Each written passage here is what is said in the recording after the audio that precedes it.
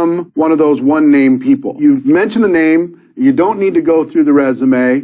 Everybody just knows. There's been the coolest little tipping point, I think, in the last 5 years or so, where it just became, all the skepticism just fell away, and it just became self-evident, and everybody just recognizes you for the global thought leader that you've always been. So that's got to feel good. It does. And you know, so part of how that happened, you know, talking to your team here that's watching is really deciding that I wanted to shift my brand. Because, you know, all I care about is helping people. And I've been doing it for 40 years, my 40th year doing it. And so there's something to do. I always tell people, most people underestimate what they can do in several decades. They overestimate what they can do in a year, right? Sure. And so over those decades, there's part of that. But 5 years ago, I said to myself, there's so many people still think I'm positive thinking, and I've never been. I'm a strategist, so I thought, how do I get that across? And the first thing I did is I said, I was really angry about what I saw in the financial institutions and the way people are treated in that area. It's disastrous in our country. So much cheating, so much lying, and it's almost legal. I mean, you know, it's so hard to pin these guys down. So I decided I want to write this book, Money Master the Game, and I said I wanted to make it unassailable. So a lot of people think I'm just some positive thinking guy. Let me save their life financially. Let me interview 50 of the smartest people financially in the whole world. Warren Buffett, Ray Dalio, Carl Icahn, all these guys. And I got access to people no one had.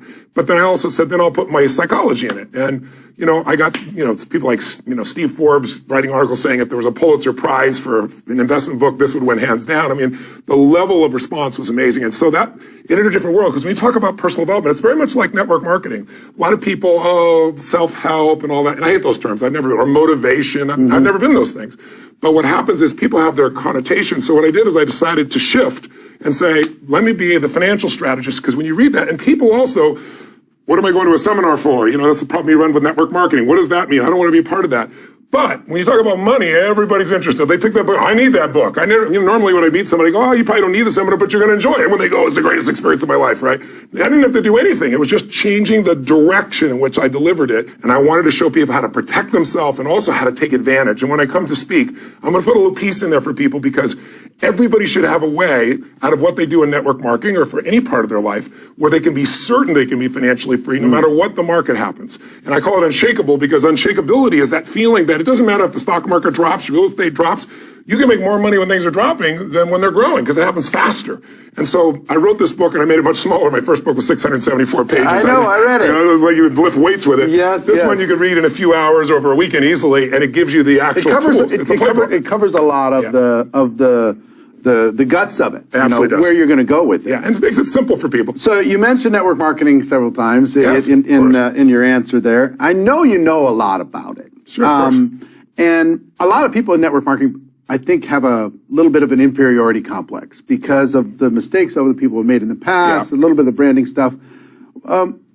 My opinion is, if you have an entrepreneurial bone in your body, for the average person, this is better as a way to flex your entrepreneurial muscle than the other forms of entrepreneurship available to the average person. It's absolutely true. You're in network marketing, you get to do what you do best, right? You can do something that's so simple. You can find a product or service that you love, that you know has total integrity, an organization that's great. You can align with that, and you don't have to worry about supply chain, and you don't have to worry about accounting, and you don't have to worry about all the elements that really make a business go. People, when they start a business, there's a reason why the first year 50% of them are gone. You know, in 5 years, 80% are gone. In 10 years, 96% of all businesses fail. 4% make it.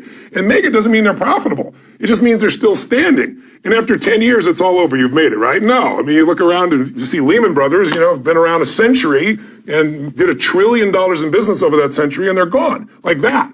So it's so complex, and people don't know that when they start businesses. This is why so many fail, because they go, oh, I know what I'm doing. I'm the greatest salesman. I'm making this company go. And they don't understand there's all these other moving parts. Or I'm the greatest software engineer. I can write code better than anybody. And they may be true, but the business is more complex than that. So network marketing allows anyone who just has a love for a product or service and has people they want to share that with, even if they don't know them, to allow them to expand. The other thing it really does, because everything else is being done for you, you're able to concentrate your power on what matters most. And if you look at any business, I tell everybody, Peter Drucker used to say, business is two things. It's innovation and it's marketing.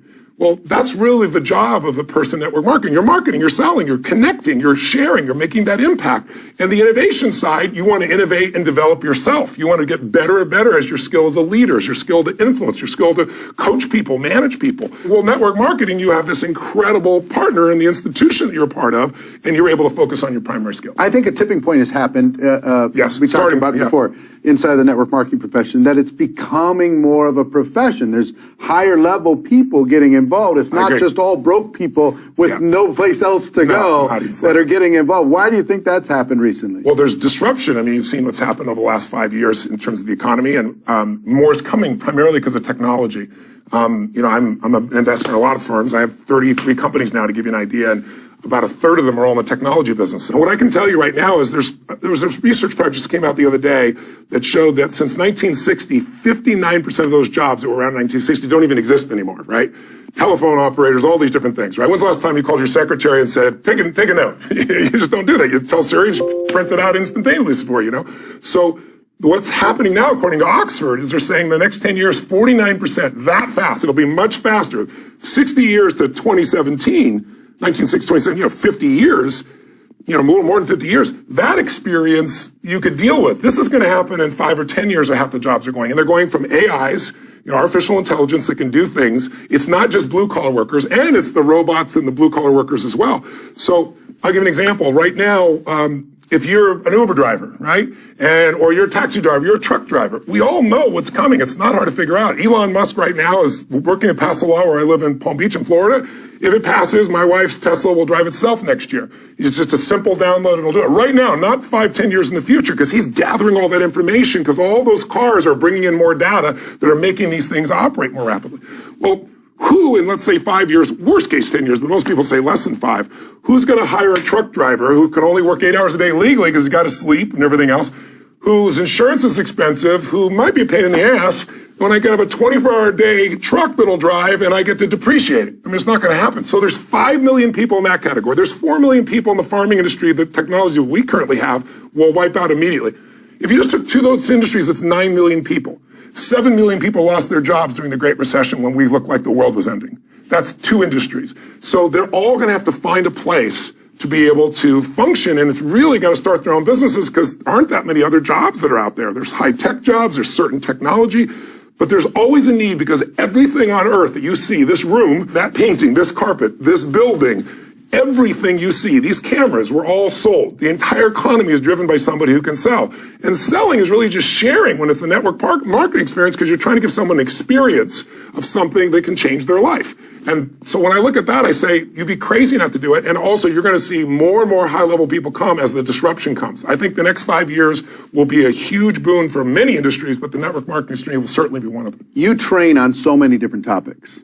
You've mastered so many different areas, from finance to strategy to business to personal growth to all different kinds of things. I listened to one of your courses in audio called Mastering Influence. Oh, yes.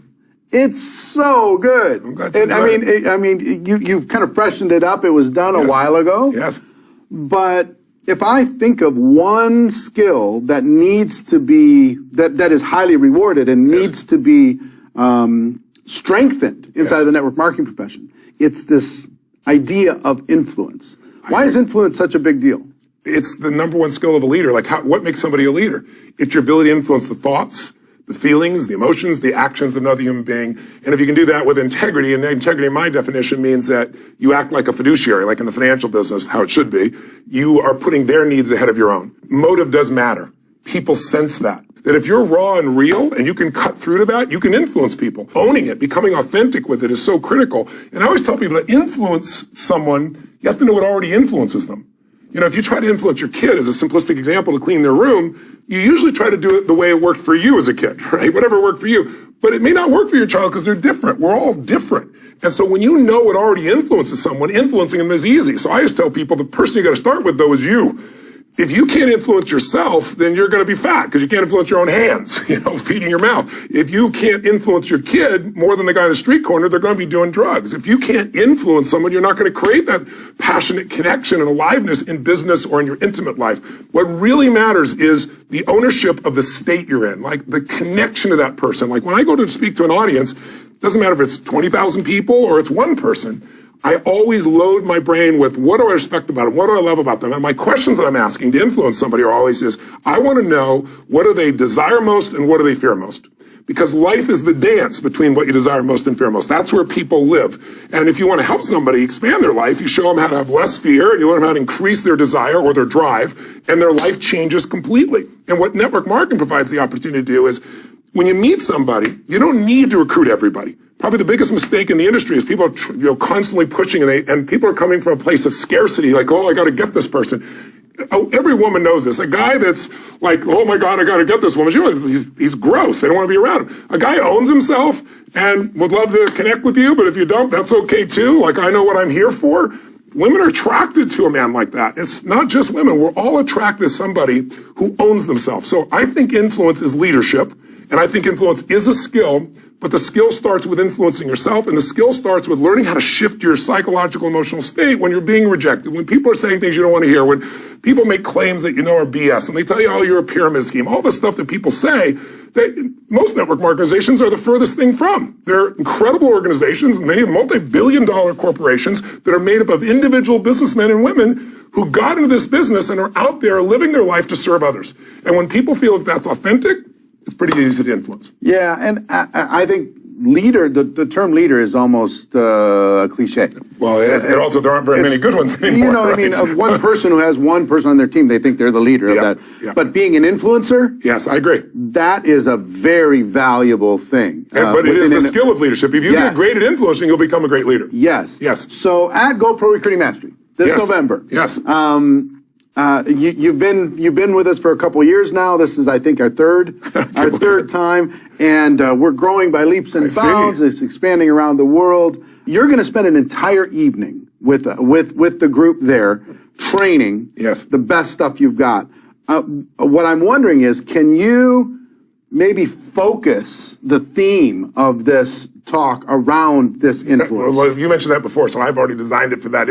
We're going to knock their socks off. They're going to come out of there being able to influence, coach, lead themselves and other people faster than they ever have before. And you're bringing one of my buddies there who's a great example of someone who's learned how to influence, which is my buddy Pitbull. But to hear him talk, when you hear his story, I mean, I know it because we become friends as adults, but he was a young boy. His mom was worried he's becoming a drug dealer, and she put him in the car on the way to school every day and made him listen to my audio. And he tried to turn it on to put some rap music, or slapped his hand. Is this your car? Right.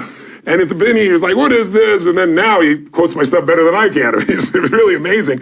But what's really beautiful about Pitbull is anybody who's wondering, like, how do I take my vision and make it real? He's going to walk you through how he did that in a place that's the most competitive in the world. It's much more competitive than network marketing, right? There's only a few that really become stars in the music business. And it wasn't an easy thing. It wasn't like he was an instantaneous success. And I think the stacking of what I'm going to teach with Pitt right behind me here, right connected with me here, I think people are going to be blown away. Yeah, it's so cool. Well, listen, as always, it's a joy to be able to spend time with you. Your energy, I mean, you got like solar power inside of your chest or something. You're like Iron Man in real life. This audience wants success. They want to become network marketing professionals. They want it really, really bad. They might be dealing with some fear, some doubt, some. But the reason I've come and done this with you is because these are the people that are educating themselves. They're not just doing it within an organization where someone's doing it for free. They're investing in themselves.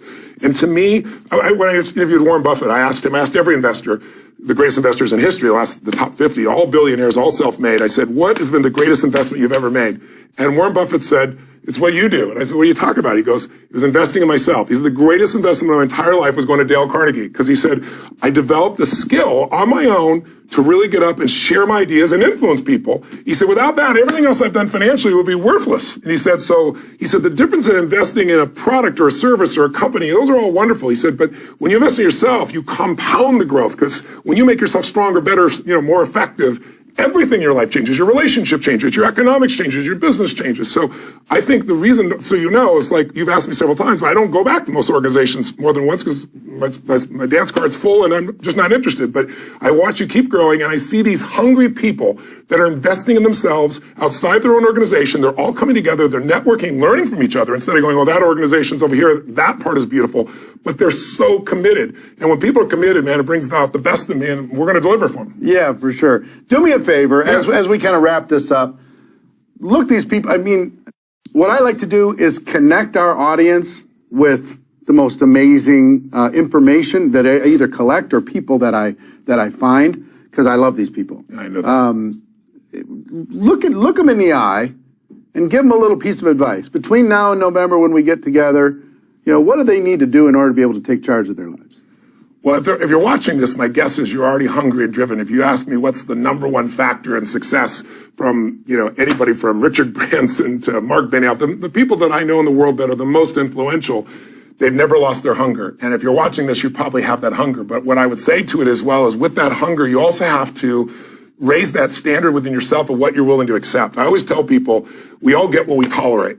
You get what you tolerate in yourself, not other people. It's easy to go, I'm not going to tolerate this in the other person. But the way you lead is you hold yourself to higher standard than anybody else. And between now and the time we see each other, I'd recommend that you take a look and say, what are the 1, 2, or 3 areas of my life where I'm tolerating things within myself that really are keeping me from going to the next level? And as simplistic as it sounds, just make yourself do it. I don't care how hard it is. Take that first step. That's the momentum. And once you get momentum, things that are difficult are easy. You know, it's a corny metaphor, but the amount of fuel it takes to get off the earth, out of its atmosphere, is tenfold what it takes now to get those things all the way to exiting the solar system. Because once you have that momentum, it takes very little energy to keep it going. The hardest part is getting that initial momentum. That's where most people end their network marketing career. They're on the verge, right? And they're frustrated. I can remember driving on the 57 freeway, not far from here in Southern California. I was, at the time, I think 18 years old, 19 years old. I was so frustrated. I was working around the clock and nothing was working. And I was so angry, like, why am I working this hard? Nothing's working. And I was like at the verge. And I kept asking the question. It was like midnight. And I literally pulled off on the side of the road. I still have the journals today. I wrote these physical journals and I wrote, and with tears in my eyes, the secret to living is giving.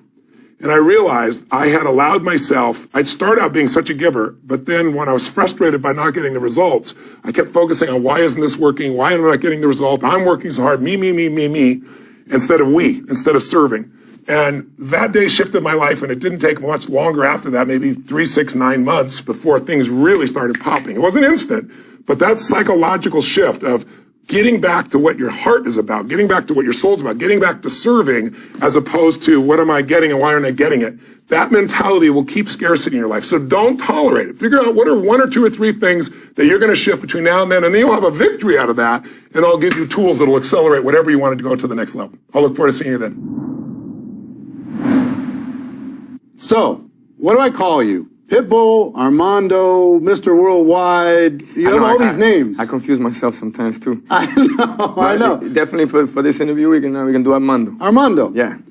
Great to meet you. Yeah, same here, Eric. I've been a big fan for a long time. Appreciate and my wife and I have been to your concerts, and we love your music. And, Thank you. And what is your life like? I mean, the life that you live, traveling around the world, doing all the stuff that you do. Well, I've been very blessed, but my life, to be honest with you, it's normal. Yeah. You know, I don't let the game play me. I play the game. So with that said, we've worked very, very hard to be able to create our own agendas, our own schedules, and create our own opportunities. Okay, it's taken a long time. I've been in the game 17 years. We've put out 10 albums. Like you said, we've traveled the world, which has been the best form of education. And as far as sold millions of records, been in amazing award shows. I mean, one of my favorites, I was just at the Songwriters Hall of Fame, getting inducted as a global ambassador with Jay-Z, Berry Gordy, Smokey Robinson, Bon Jovi was there. I mean, it was just an honor to be in that room. So those are the kind of things to me that are priceless. And when I mean awards, I always say when we get awards, my kids don't need awards, okay? Right. And I don't think pawn shops pay much for them, to be honest with you. But to be able to be in those situations and learn from those kind of folks, to me, it's become a normal part of our life, to be honest with you. So I don't take anything for granted. I appreciate every opportunity. And more than anything, enjoy the ride. 'Cause life is short. Yeah. Well, you're a worldwide iconic entertainer. Thank you. And you're the list of accolades is really, really long. And we do this event for entrepreneurs once a year, right? Yes. And we bring in thought leaders from all over the world. And when I first announced that Pitbull, Mr. Worldwide, is going to come to GoPro Recruiting Mastery in November 2017, and he's going to speak, everybody's like, what? Because what they don't know, what a lot of people don't know, is your story and the entrepreneurial spirit that you have. What I'm most interested in, two things fire me up. One is an artist of any sort, and two is an entrepreneur, somebody who thinks outside of the box in whatever arena. So my first question down this road is you talk about in your songs turning your life from negative to positive. Yes. And that's not just a lyric, that really happened. Yes. So tell me more about that experience. Well, look, to be an artist, you are an entrepreneur. You're always going against the grain. You're going against people that don't believe in you. You're going against, every time you do have a quote-unquote hit record, the next record is never as big as the last record. So you constantly have to reinvent yourself. You have to apply untraditional, unconditional, and innovative way of thinking on how to move and maneuver and navigate where you're going to go, no? And where does this entrepreneurial spirit come from? Where does this fighter come from? Where does this hustler come from? Well, it comes from, I'm a first-generation Cuban-American, living the American dream, broke all the chains. My grandmother was a part of the revolution in Cuba, along Castro. She was one of the first 4 women that was up in the mountains fighting with him. My aunt, political prisoner. My mother came over an operation called Peter Pan. She didn't get to see her family. I was at 10 years old. She didn't see her family. It was only from 3 to 7 years, again in New Jersey. And then my father, he came over because they won the lottery in Cuba. And the lottery in Cuba is real simple. It's no money. You win freedom. So to be able to be born in the United States in 1981, which was right after the Mariel boat lift, this was all injected into me, injected into me, injected into me. What? Take advantage of this opportunity to be in this country. Take advantage of the fact that you control your own destiny. Take advantage of the fact that you can be whatever you want to be in this country. And take advantage of the fact that you have freedom. So when those things were injected into me, every morning they spoke about the story and what went on and why I'm so blessed to be in the United States of America. So what did I take? I take that drive, that hustle, that fighter, everything that I'm watching in the streets while I'm growing up, and I go, wait a second, how do we put this together? And that was music. Music is a product, and I have to find ways on how to move it, right? Well, my mother growing up had every job known to man, worked, me personally, I went to probably about 25 different schools, lived in good neighborhoods, bad neighborhoods, worse neighborhoods. But my mother sold water. I was right there with her knocking on doors. My mother sold cable. I was right there knocking on doors with her. She sold Avon. I was right there knocking on doors with her. Amway, you name it. She did it. And I learned that I think that not only to be an entrepreneur is thinking outside the box. That I agree with 150%, but I also think it's all about an approach. And not only an approach physically, an approach mentally. Because if you're chasing money, it runs. All right? If you're making money, it's different. All right? So for people that are entrepreneurs, there's no cut in the corner. There's no magic bullet. There's no cheat sheet. It's really simple, as complex as it may sound. Hard work. Work hard. Believe in yourself. They tell me all the time, Chico, that's another name that I got, by the way. They say, Chico, you're so lucky, Chico. I said, man, you know what's funny? Harder I work, luckier I get. It's really that simple. And people think that there's something genius to the things that we do. And it's not, because look, in the music business, it's just that. Music, business. And it's a business where half of them don't know music and half of them don't know business. Have no business in music. What is this? I'm confused, right? Well, guess what we have to constantly do? Fight. Because it's 90% business, 10% talent. And I'm far from talented. But I'll outwork you. I'll out-hustle you.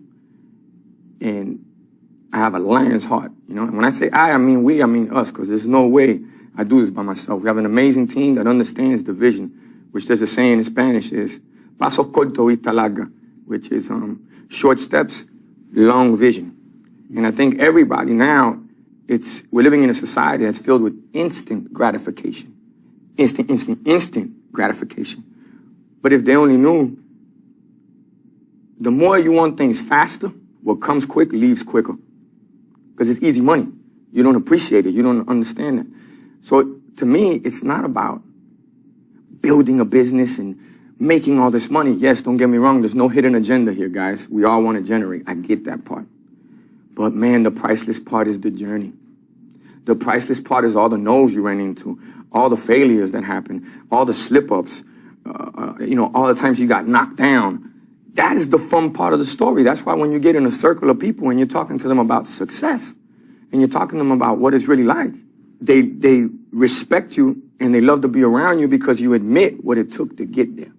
You know, and that to me is a true entrepreneur, a true fighter, someone that goes, you knock me down, but wait till I get back up. Oh, it's going to be so much fun, you know? And those are the things that I look forward to. And there's little things that I tell people all the time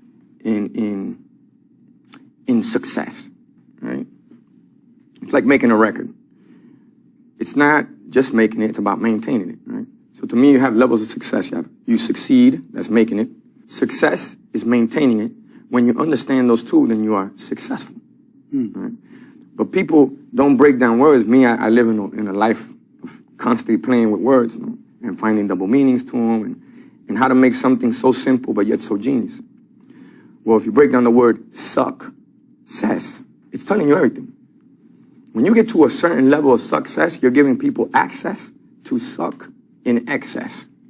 That's what success becomes. As an artist, you have a manager sucking. You have the label sucking, agent sucking, taxes sucking. Then comes friends, family, everybody, one way or another, hitting you. When you finally realize that that is a part of success, then you can become successful. So as an entrepreneur and everybody out there is trying to create something, invent something and be innovative, just know that it comes with valleys, peaks, ups, downs, speed bumps. I mean, you name it. That's the priceless part of being an entrepreneur. I think it's the story and the journey. Most of the audience that's watching this and is going to be seeing you in November, these people are in the network marketing business. They're selling products and services. They're building teams of other people doing the same thing. They're building it out of their home. And this is not a traditional path. You know, most people are raised to get an education, get a job, work for the man. And these people want to go a different route. You know, first of all, what do you think about a person making that choice to be in business for themselves, to be in network marketing? And what advice do you have for them maybe when they face resistance from their friends, family, you know, people that don't understand what they're doing? In one of the neighborhoods I lived in Miami is a neighborhood called Wynwood. They would always say, don't talk about it, be about it. When people don't believe in what you got going on, they just did you a favor. You don't need them in your circle. And sometimes, you know, said God had a saying, and he said, I gave you friends to apologize for your family. Okay? Because sometimes our inner circle are the first ones bringing us down. And I use this analogy all the time. I said, it's crazy, because when you're a baby and you go to get up and you go to walk, what's the first thing everybody does? Oh my God, look! Oh, look at Jimmy's walking. Boom, Jimmy falls. But they go, don't, get back up, come on. Hey, everybody, come see this. And everybody's like, yeah. You know why Jimmy walks? Because everybody's motivating him to walk. Well, it's the total opposite as you get into, you become an adult. You try to become a lawyer, a doctor, or anything you want to do, open a business. Everybody's, oh, that's not going to work. Why are you even thinking like that? Why are you even know? You should just go get a 9-to-5. You just did me a favor. Thank you. I appreciate you. You just motivated me. And as in this journey, as you take it, you start to find people that understand your vision. And you motivate them, they motivate you, and that's where you really become a team, and you start to execute and start to bring things to life. One of your secrets to success, I know, you're a very humble guy, which is surprising to me for a superstar. Oh, thank you. But, and you're talking about 10% talent. I think your fans and most people in the world would disagree with that. But you talk about one of your secrets to success being hard work. What's another thing that kind of separates you as an entrepreneur, as an artist, from people that maybe aren't as successful as you? What's your secret sauce when it comes to what causes you to excel? I love new challenges. I love the fight. You know, and what I mean by fighting is not that I'm going out there looking for, a battle to be a part of. No, but if we come up with an idea and we feel that it's great and we feel that it can make a change one way or another, we fight for it. Good thing is that we always invest into ourselves. That's another thing that I tell entrepreneurs. Always invest into yourself. Always invest into who's going to be a person that's going to help you grow to the next level, or whatever product it may be, or however it may be. Always invest into yourself. Best investment you can make. So as long as you stay relevant, say in my business, you're able to do that because you've built a platform that allows us to fight, that allows us to take on new challenges, that allows us to think out the box, that allows us to have that entrepreneurship spirit. You think it's adaptability? Well, the ability to kind of move with whatever happens, and it doesn't matter what anybody else does? To be able to adapt to any environment, yes. And I grew up like that. I grew up in so many different neighborhoods that it's never been a problem for us to pivot. And just, because it's really just a tweak when you think about it. But as long as you're having fun and the people around you, you're happy around them, there's no tension, there's no crabs in a bucket effect, that's what makes it so fun. The journey, priceless. I'll continue to say that because that's really what it's about. This event, GoPro Recruiting Mastery, in November, there's going to be your friend Tony Robbins. Yeah.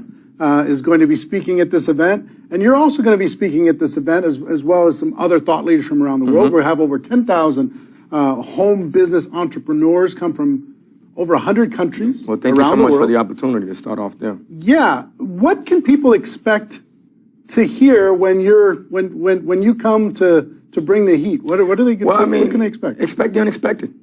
Right. If you're going to be an entrepreneur, make sure that it's about that fight and you're doing something that, I go back, that you really believe in. Second piece of advice, patience, passion, and perseverance equals success. And the third piece is there's no losing, only learning. There's no failure, only opportunities, and no problems, only solutions. If you can take that and really apply it, I promise you anything that you believe in and that you're fighting for out there will come to life.